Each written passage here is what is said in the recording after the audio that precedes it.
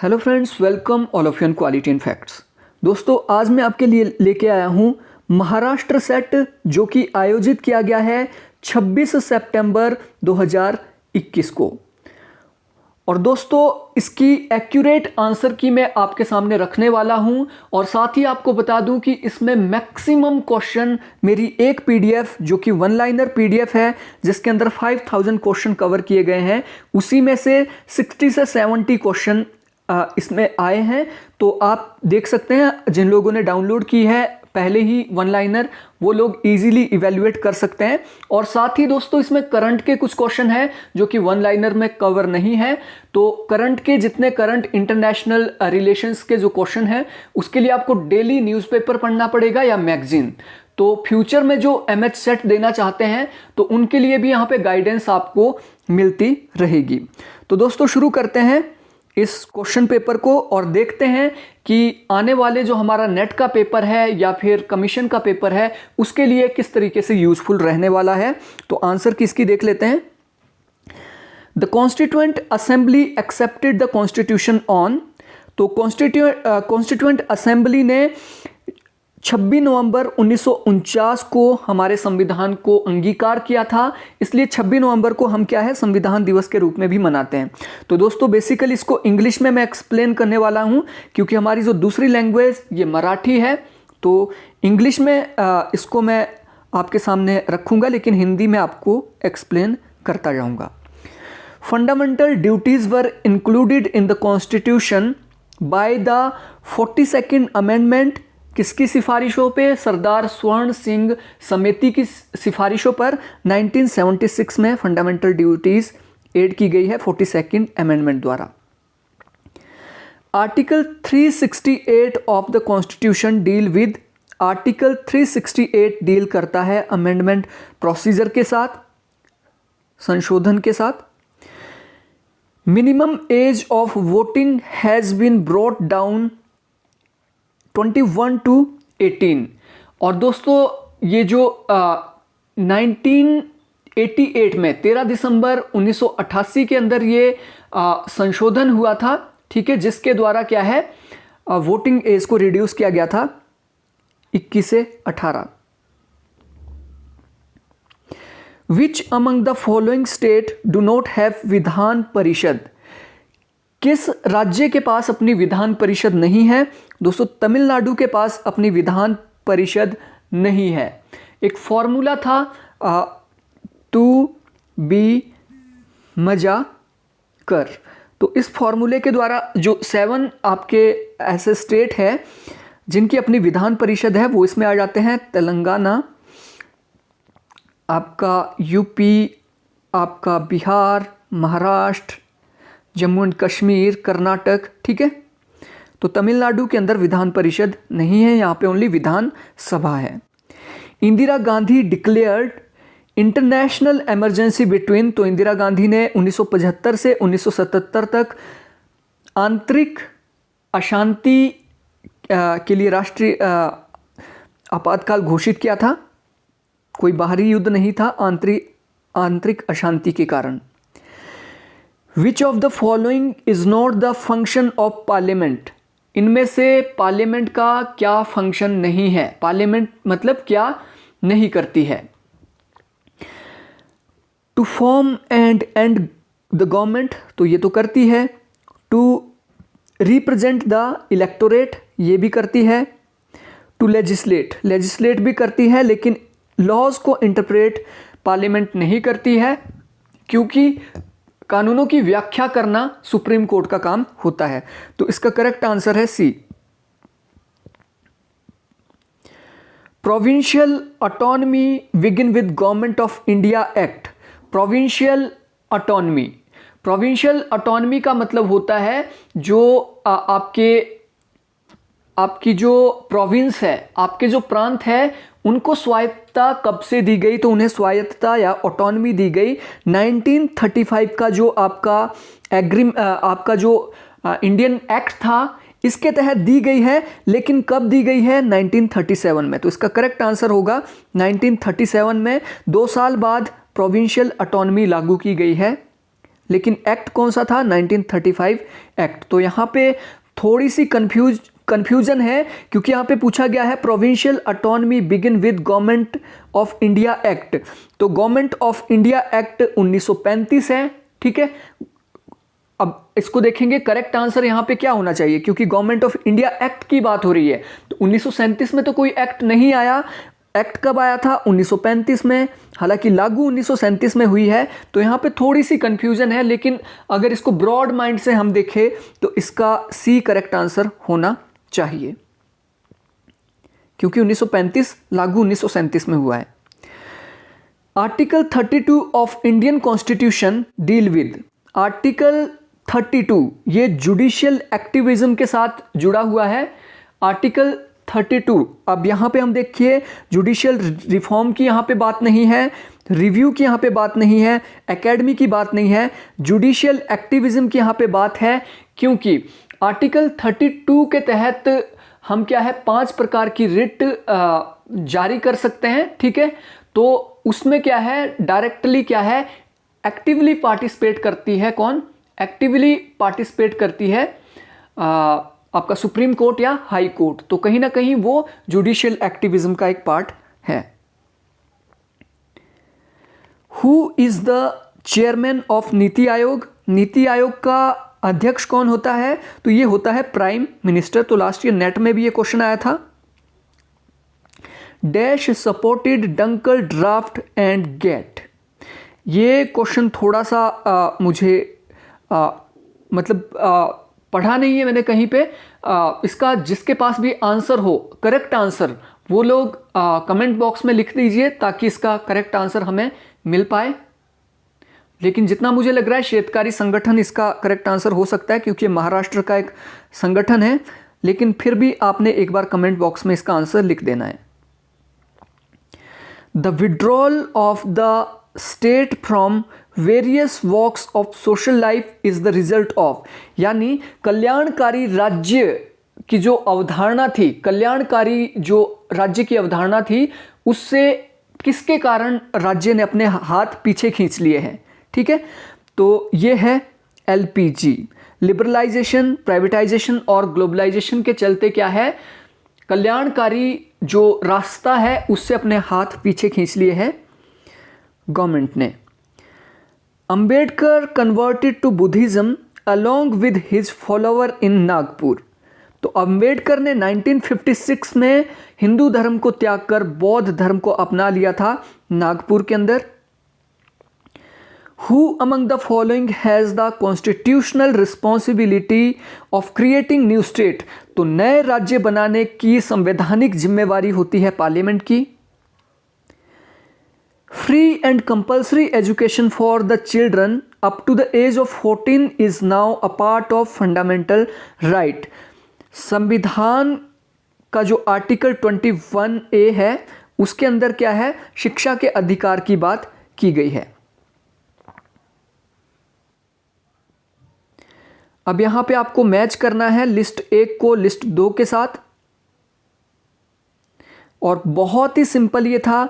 जैसे महाराष्ट्र में विदर्भ का क्षेत्र है जहां पे किसान आंदोलन हुआ था, और आपका गुजरात का आपका सौराष्ट्र है, कर्नाटक का आपका नॉर्थ कर्नाटक है, और वेस्ट बंगाल का आपका गोरखा लैंड है।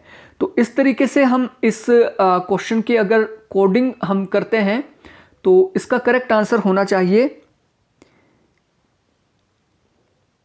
ए इसका करेक्ट आंसर है। World societal forum was a platform against, दोस्तों एक वर्ल्ड सोशल फोरम बना है, world social forum. World social forum basically बनाया गया है ग्लोबलाइजेशन के विरोध में। ग्लोबलाइजेशन प्राइवेटाइजेशन के विरोध में क्या है वर्ल्ड सोशल फोरम का गठन किया गया है, और ये जो न्यू इकोनॉमिक वर्ल्ड ऑर्डर है इसकी आलोचना के लिए बेसिकली इसको बनाया गया था। MS Swaminathan committee report deals with agriculture, farming से जुड़ी हुई है MS स्वामीनाथन आयोग की report. Which of the following represent politicization of religion, यानी धर्म का राजनीतिकीकरण इसमें से कौन सा देखने को मिलता है? धर्म का राजनीति, यानी राजनीति और धर्म को जहां पे मिला दिया गया है, तो ये आप देखते हैं राम जन्मभूमि और बाबरी मस्जिद। राम जन्मभूमि को लेकर हमेशा राजनीति बीजेपी करती आई है और बाबरी मस्जिद को लेकर डिस्प्यूट इसमें हुआ था, तो यहाँ पे धर्म का राजनीतिकरण किया गया है। उसके बाद अफर्मेटिव एक्शन तो नहीं है।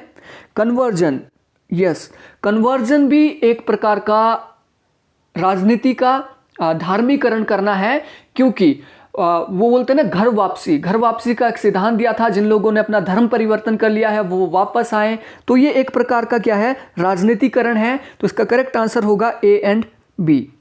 और यहाँ पे अफर्मेटिव एक्शन नहीं हो सकता है, कल्याणकारी जो काम करना है तो वो तो कभी राजनीतिकरण नहीं हो सकता है। और रीऑर्गेनाइजेशन ऑफ स्टेट, ऐसा रीऑर्गेनाइजेशन ऑफ स्टेट धर्म का राजनीतिकरण नहीं हो सकता।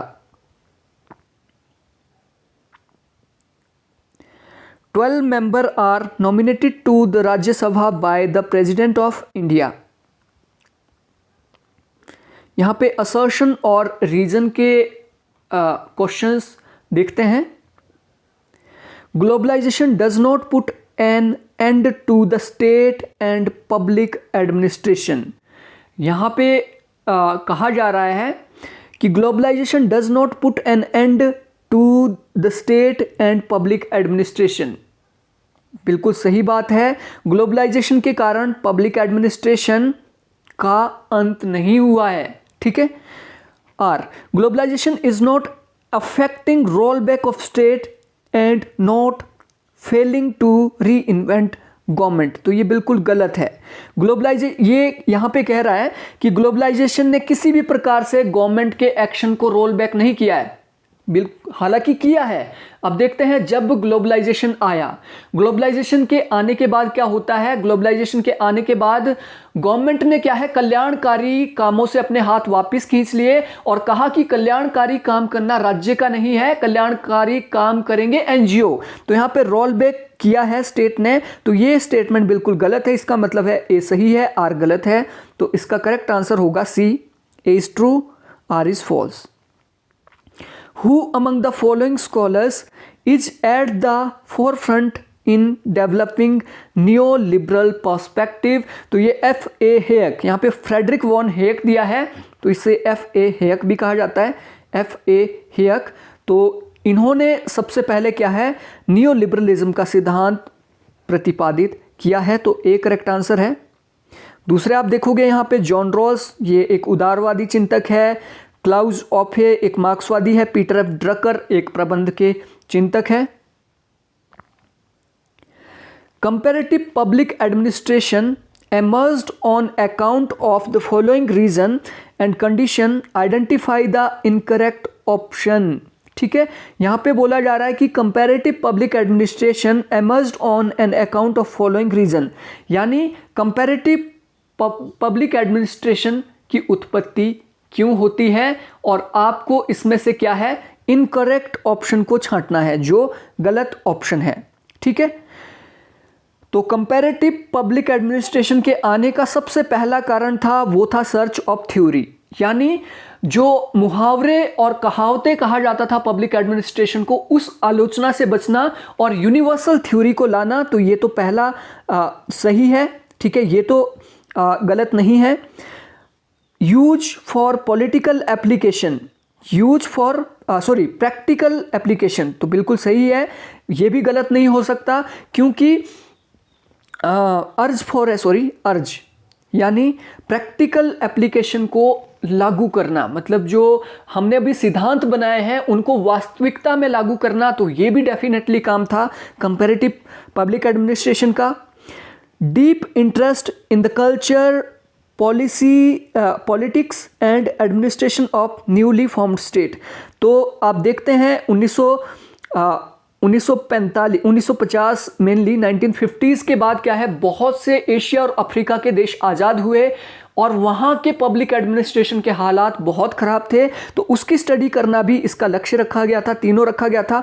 कोल्ड वॉर, तो यहाँ पे करेक्ट आंसर है डी, कोल्ड वॉर। यहाँ पे गलत है, यहाँ पे इनकरेक्ट पूछा है, कोल्ड वॉर यहाँ पे गलत है क्योंकि कोल्ड वॉर के कारण कंपैरेटिव पब्लिक एडमिनिस्ट्रेशन नहीं आया है। Who has described the new emerging regulatory regime as the Schumpeterian workfare state? ये बॉब जोसेफ है जिन्होंने शुम्पिटेरियन वर्क स्पेस की बात की है, जो न्यूली एमर्जिंग रेगुलेशन है। ठीक है, वर्ल्ड की न्यू इकोनॉमिक वर्ल्ड ऑर्डर है, तो ये बॉब जोसेफ ने बात की है।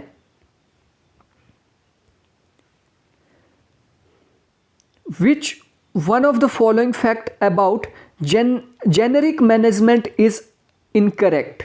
जेनेरिक मैनेजमेंट यानी सामान्य प्रबंध से रिलेटेड इनमें से कौन सा आंसर गलत है? ठीक है, first, conscious and systematic application of management principle was in USA. यहाँ पे इनकरेक्ट बोला है, तो बिल्कुल सही बात है। सबसे पहले क्या है, मैनेजमेंट का जो अध्ययन है वो यूएसए में हुआ है, बिल्कुल सही है। यहाँ पे प्रिंसिपल दिए गए हैं। It was done by Elihu Root in 1901 who was US president Roosevelt secretary of war, ये भी बिल्कुल सही है। The first management congress was held in Prague 1922, ये बिल्कुल गलत है। जो पहली मैनेजमेंट कांग्रेस है वो 1924 में आयोजित की गई है प्राग में, ना कि 22 में, तो ये बिल्कुल गलत है। तो इसका करेक्ट आंसर है सी। Who emphasized the need for clearly spelling out the objective of every manager in either private or public organization? किसने कहा कि आपको मैनेजमेंट के क्या है ऑब्जेक्टिव निर्धारित करने पड़ेंगे, वो भले ही प्राइवेट ऑर्गेनाइजेशन हो या पब्लिक? तो मैनेजमेंट बाय ऑब्जेक्टिव किसने दिया है? ये दिया है पीटर एफ ड्रकर ने। बहुत ही सिंपल क्वेश्चन था, हालांकि थोड़ा घुमा फिरा के पूछा था। यहां पे आपको लिस्ट 1 में स्कॉलर दिए हैं और लिस्ट 2 में फॉर्मुलेशन ऑफ लीडरशिप दी है, तो आपको मैच करना है लीडर और उन्होंने जो ये सिद्धांत दिए हैं। तो इसका जो सबसे पहले हम देखते हैं एक कुंटज और डोनेल और एच कुंटज और डोनेल, इन्होंने सिद्धांत दिया है, sorry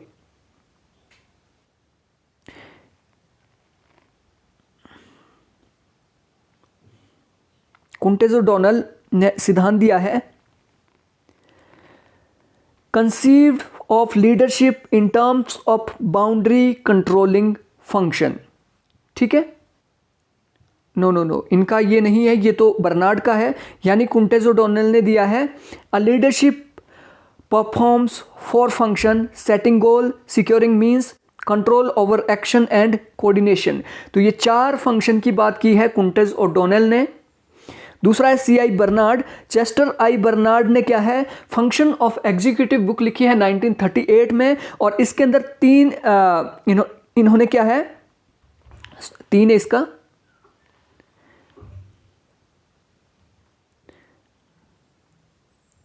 conceived of leadership boundary की इन्होंने बात की है। तो तीसरा हमारा बचता है Daniel Katz and Robert L Kahn. Kahn ने जो सिद्धांत दिया है वो दिया है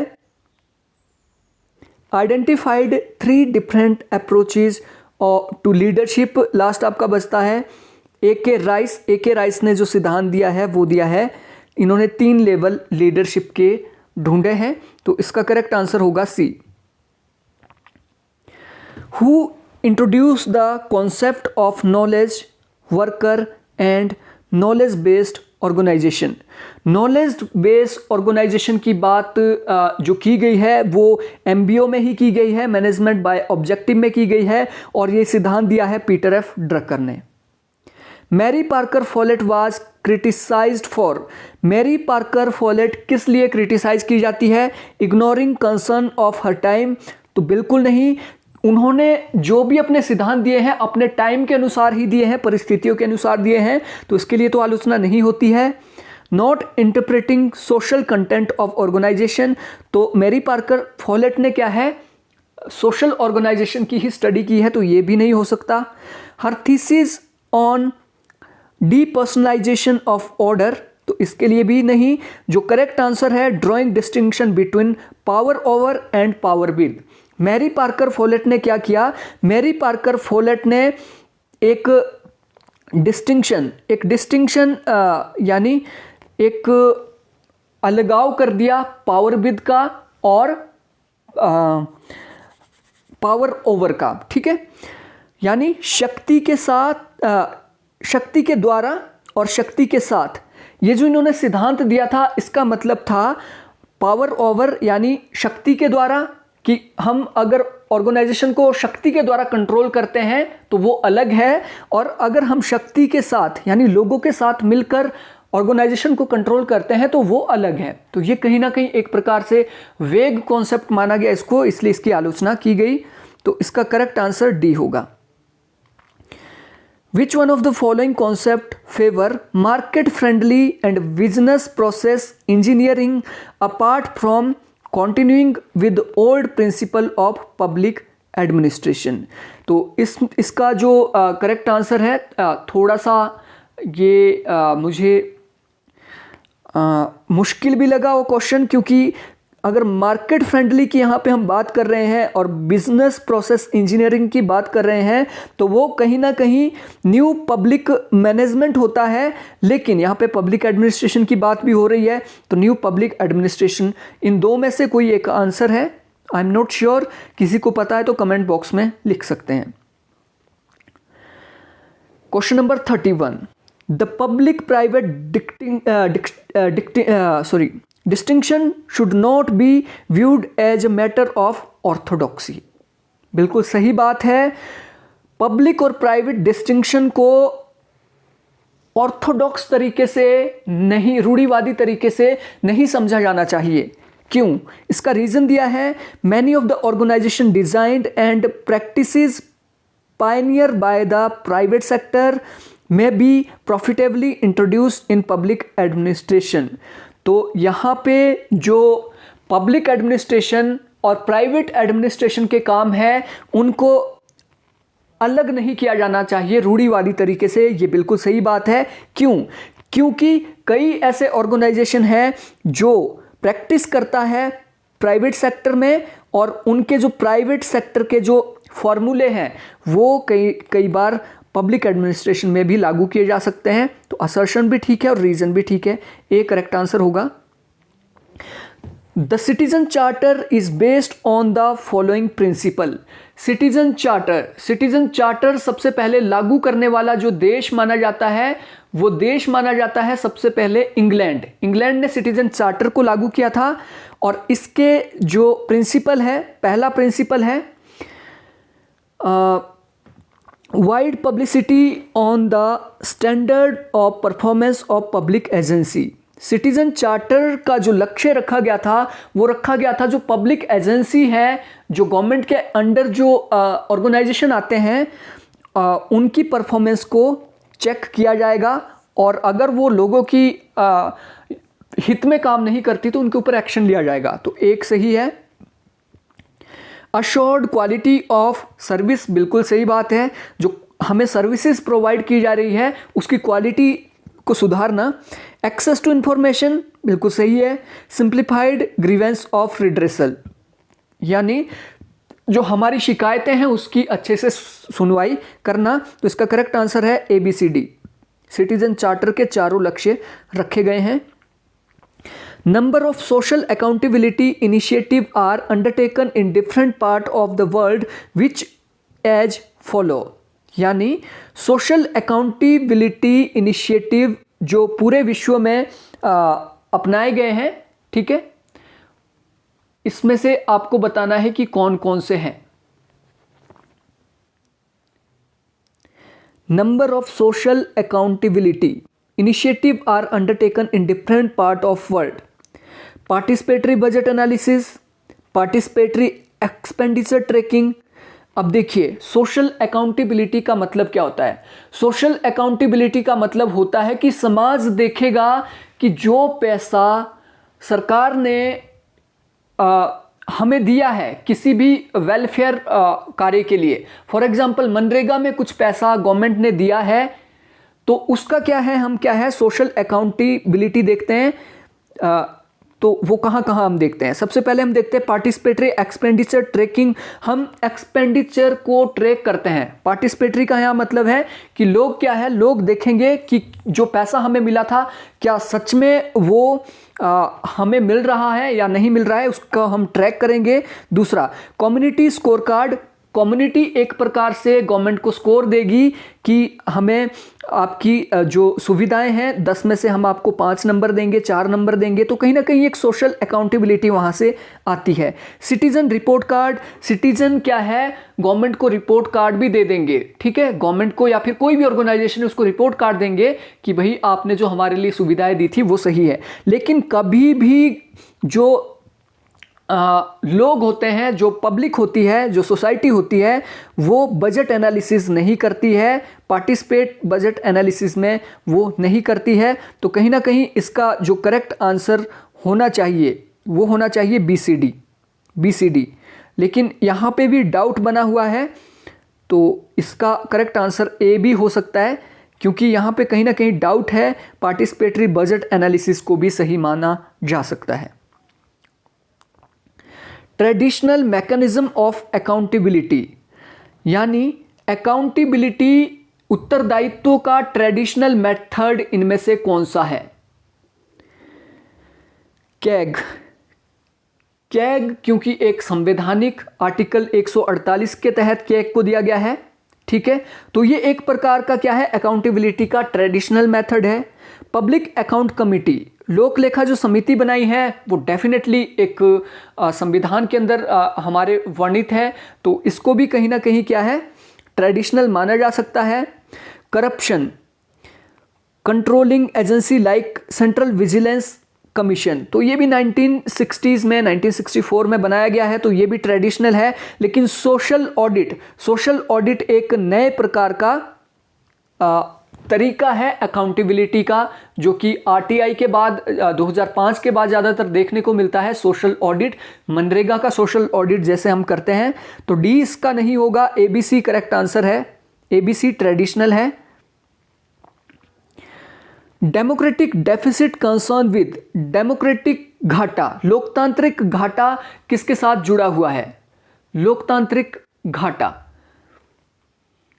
तो लोकतांत्रिक जो घाटा है, सबसे पहले देखिए declining level of citizen trust in political institution, यानी लोगों का जब गवर्नमेंटल इंस्टीट्यूशन से विश्वास उठ जाता है तो उसे कहीं ना कहीं हम क्या कहते हैं, डेमोक्रेटिक डेफिसिट, ठीक है।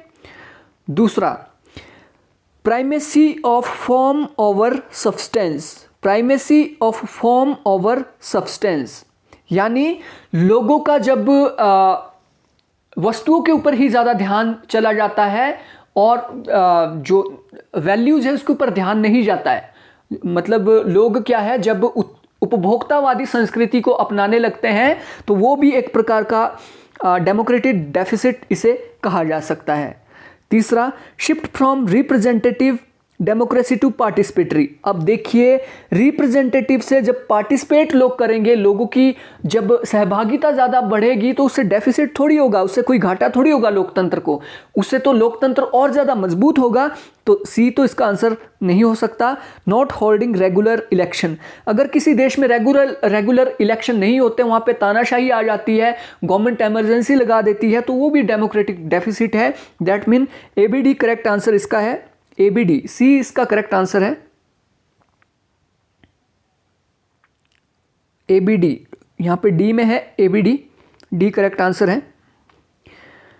सोशल ऑडिट मींस, अब देखिए सोशल ऑडिट से क्या अभिप्राय है, पहले ही आपको बता चुका हूं। सोशल ऑडिट का मतलब होता है जो एक्सपेंडिचर गवर्नमेंट के द्वारा दिया गया है लाइक मनरेगा के लिए 1 करोड़ हमें मिला है, तो जो उस पंचायत में आने वाले लोग हैं वो उसका ऑडिट करेंगे कि ये काम क्या, ये जो 1 करोड़ है ये सड़क बनाने के लिए जो दिया गया था, क्या सच में इतना सीमेंट, इतना रोड़ी या फिर इतना मटेरियल यूज हुआ है। तो लोग क्या है, खुद ऑडिट करेंगे उस चीज को। ऑडिट का मतलब होता है उसका लेखांकन करेंगे कि कितना पैसा कहां लगा, कितना कहां नहीं लगा, उसका मतलब होता है social audit.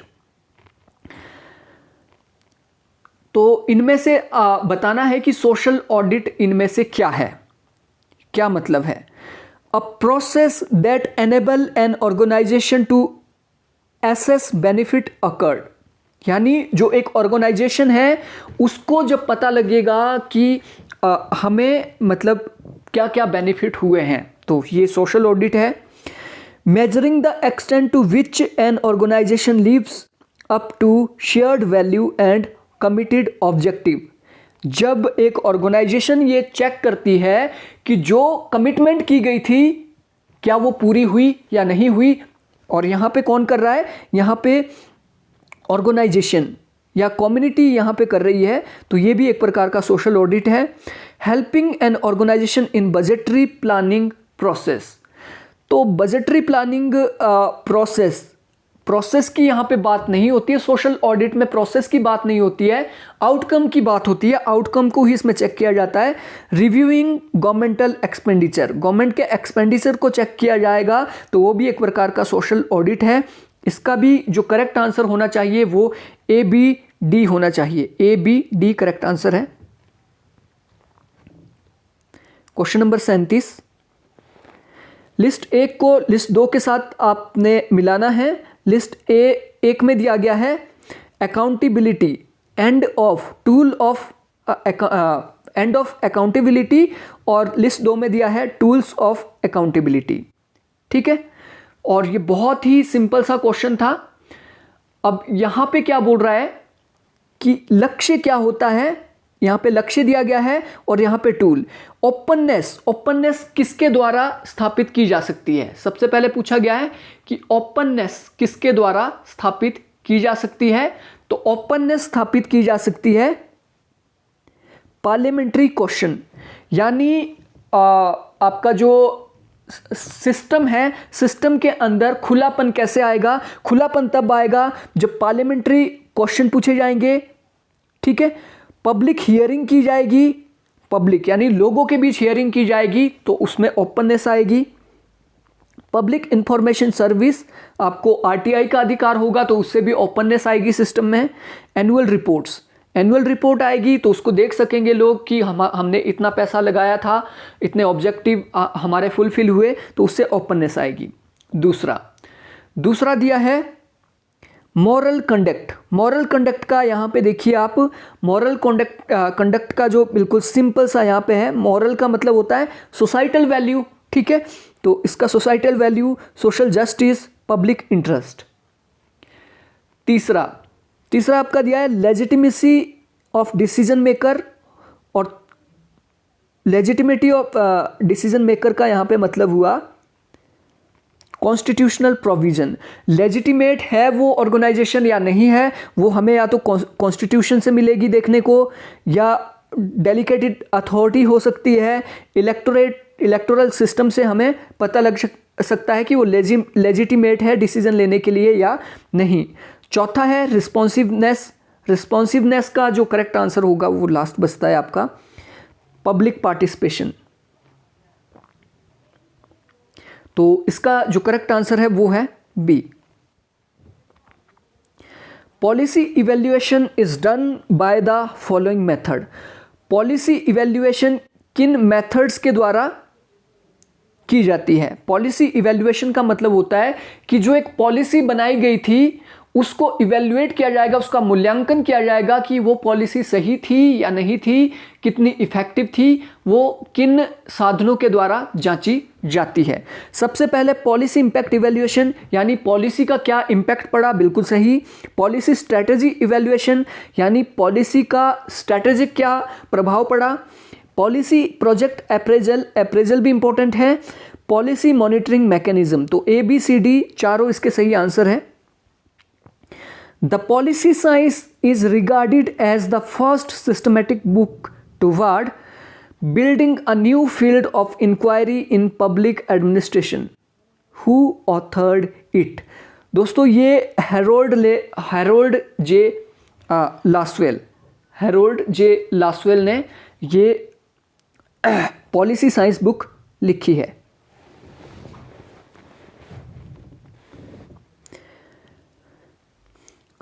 Proliferation of public private partnership and exchange is posing a challenge to, यानी पब्लिक प्राइवेट पार्टनरशिप PPP, इसे PPPP कहा जाता है, ट्रिपल P भी इसे कहा जाता है। तो इसके द्वारा क्या चैलेंज दिया जा रहा है? अब पब्लिक प्राइवेट पार्टनरशिप जहाँ पे होगी, पब्लिक प्राइवेट पार्टनरशिप से क्या होगा? गुड गवर्नेंस की तो स्थापना होगी, क्योंकि लोग क्या है? पब्लिक और प्राइवेट और पार्टनरशिप। यहाँ पे लोग क्या है? ध्यान रखेंगे कि कहीं घोटाला तो नहीं हुआ, ठीक है। तो यहाँ गुड गवर्नेंस तो डेफिनेटली यहाँ पे होगी, तो ये तो इसका आंसर नहीं हो सकता। Legislative and executive means of accountability, तो ये एक प्रकार का चैलेंज उभर कर आता है PPP में, क्योंकि जो पब्लिक सेक्टर है, जो गवर्नमेंट के अधीन है, उसके ऊपर कंट्रोल रखने के कई साधन हैं। उसके ऊपर आप क्वेश्चन के द्वारा, पार्लियामेंट्री क्वेश्चन के द्वारा कंट्रोल रख सकते हैं, कैग के द्वारा रख सकते हैं, लोक लेखा समिति के द्वारा रख सकते हैं। लेकिन जब पब्लिक और प्राइवेट इकट्ठे हो जाते हैं तो कहीं ना कहीं अकाउंटेबिलिटी की प्रॉब्लम आ जाती है चैलेंज बन के। तो बी इसका करेक्ट आंसर होगा। यहां पे असर्शन और रीजन का एक फिर क्वेश्चन आ गया है। Most liberal democracies respect the principle of equal liberty, बिल्कुल सही बात है। जितनी भी डेमोक्रेसी है वो इक्वल लिबर्टी का समर्थन करती है, रिस्पेक्ट करती है। At least in the context of political, legal and social rights of all citizen, बिल्कुल सही बात है। इन सब की रिस्पेक्ट करती है modern democracies. However the doctrine of equal liberty is believed by problem about the freedom is define.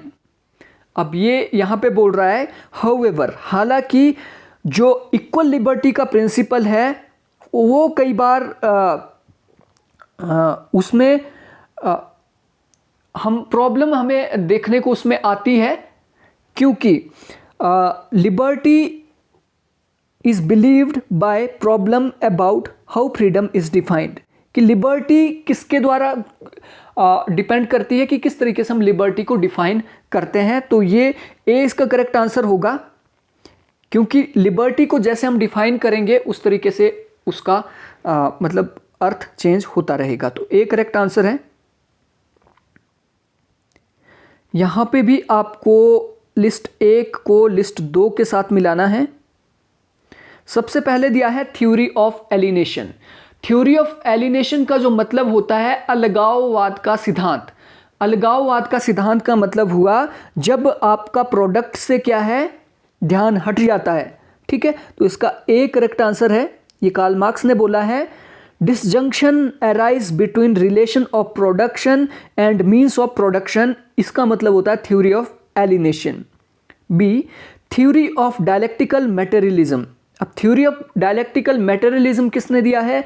ये भी कार्ल मार्क्स ने दिया है। और इसका मतलब होता है, डायलेक्टिकल मटेरियलिज्म का मतलब होता है जहां पे no major antagonism disappears unless a new antagonism emerge, यानी जब तक आपका थीसिस के खिलाफ एंटीथीसिस नहीं आएगा तब तक सिंथेसिस नहीं आ सकता, ठीक है। वाद, विवाद और प्रतिवाद, तो ये भी बिल्कुल सही है। और इसका जो तीसरा आपका है theory of class war. Theory of class war, इसका करेक्ट आंसर है a state consciousness shaped by relation between man and object. No, ये नहीं है। इसका मतलब होता है थ्योरी ऑफ रेवोल्यूशन। और थ्योरी ऑफ क्लास वॉर का मतलब होता है the economic structure of society is the real foundation of society. तो ए इसका करेक्ट आंसर होगा। 1 2 4 3। Political equality is best granted in. Political equality कहां पे दी जाती है? पॉलिटिकल इक्वालिटी मिलती है आपको डेमोक्रेटिक स्टेट के अंदर। Liberalism as a developed ideology was a product of liberalism किसका प्रोडक्ट है?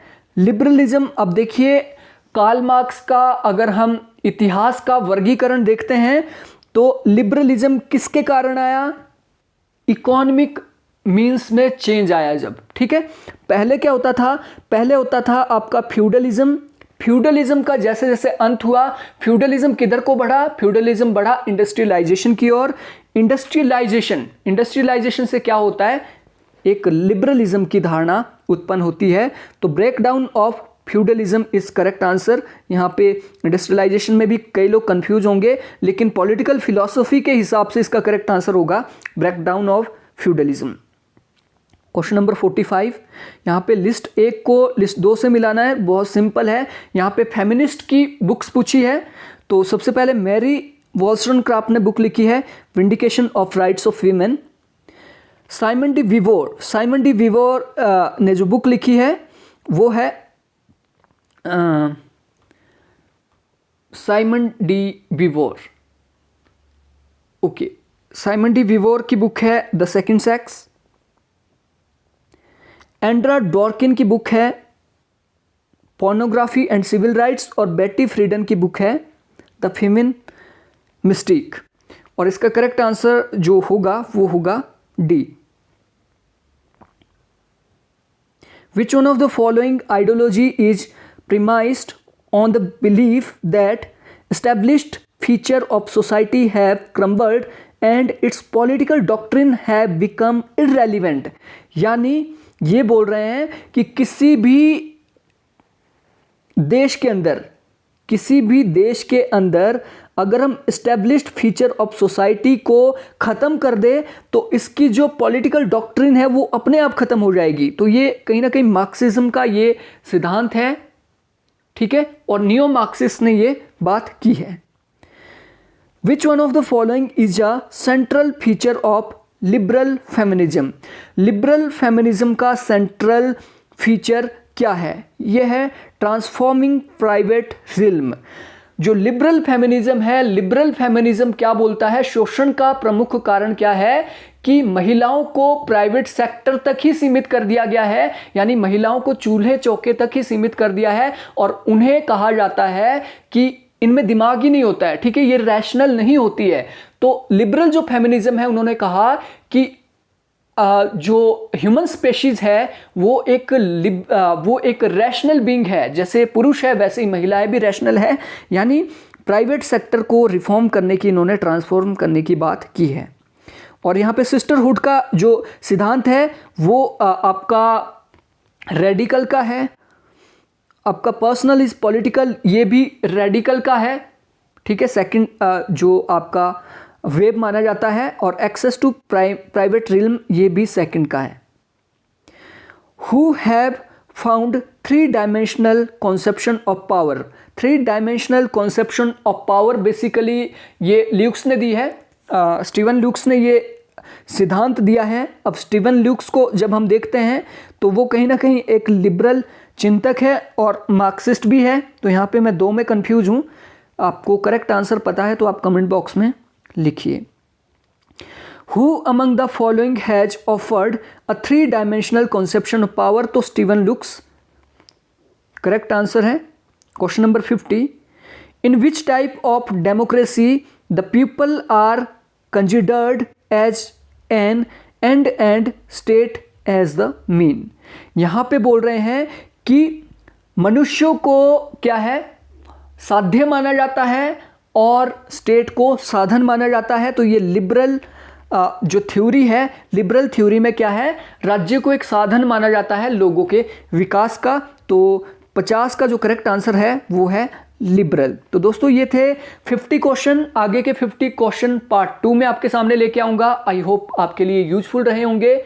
आप इसकी PDF डाउनलोड करना चाहते हैं या फिर आप मेरे नोट्स डाउनलोड करना चाहते हैं तो आप डिस्क्रिप्शन से डाउनलोड कर सकते हैं। Thank you, thanks for watching.